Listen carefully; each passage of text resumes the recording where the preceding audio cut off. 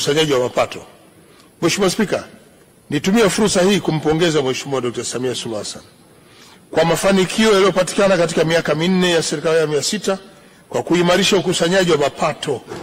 Ukusanyaji huo umewezesha utekelezaji wa miradi mbalimbali hapa nchini.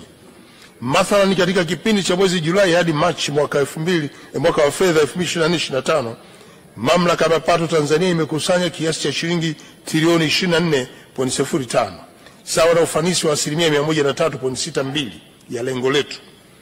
Aidha, makusanyo hayo ni ya kiwango cha juu kabisa kufikiwa na Mamlaka ya Mapato Tanzania kwa kipindi kama hicho tangu kuanzishwa kwake. Kiasi hicho ni sawa na ongezeko la 77% ikilinganishwa na kiasi cha shilingi trilioni 13.59 zilizokusanywa katika kipindi kama hicho kwa mwaka wa fedha wa mwaka 2020/21. Mheshimiwa Spika, ufanisi katika makusanyo uliofikiwa ni matokeo chanya ya kutekeleza kwa vitendo maagizo na maelekezo ya Mheshimiwa Rais ya kuboresha mazingira ya ulipaji kodi. Serikali inawapongeza walipa kodi nchini kwa kutimiza wajibu wenu kwa kulipa kodi stahiki kwa wakati bila shuruti na kuendelea kuunga mkono kizalendo juhudi za serikali za kuleta maendeleo nchini, kwani kodi yetu ndio maendeleo yetu. Pongezi nyingi kwa wafanyakazi. Mheshimiwa Spika, ni dhahiri kuwa wafanyakazi wamekuwa na mchango mkubwa katika maendeleo ya taifa letu. Nitumie fursa hii kuwapongeza kwa dhati wafanyakazi wote nchini. Vile vile wapongeze waajiri, viongozi na vyama vya wafanyakazi na wadau wote, na kuendelea kuheshimu haki na utu wa wafanyakazi. Mheshimiwa Spika, napenda kutumia nafasi hii kuhakikishia kuwa serikali itaendelea kushirikiana na shirikisho la vyama vya wafanyakazi Tanzania TUCTA, vile vile na chama cha waajiri Tanzania ATE, katika kuhakikisha kuwa msingi ya haki ya wafanyakazi inazingatiwa.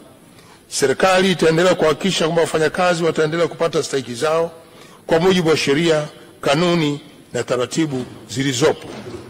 Hili linazungumzwa kwa sababu mafanikio yote ya serikali yanatokana na kazi kubwa inayofanywa na wafanyakazi hawa kwenye sekta ya umma na sekta binafsi. Mheshimiwa Spika, kwa sasa tunafanya maandalizi ya maadhimisho ya siku ya wafanyakazi duniani almaarufu Mei Mosi, yatakayofanyika siku ya tarehe 1 mwezi wa 5, ambayo yanafanyika kila mwaka, na mwaka huu maadhimisho haya kitaifa yanatarajiwa kufanyika mkoani Singida. Maadhimisho hayo si tu kielelezo cha mshikamano na heshima kwa wafanyakazi, bali pia yanadhihirisha dhamira ya dhati ya kuhamasisha utoaji haki za wafanyakazi, ustawi, mazingira bora ya wafanyakazi, lakini pia kupokea changamoto za wafanyakazi kupitia maandamano watakayopita mbele ya mgeni rasmi.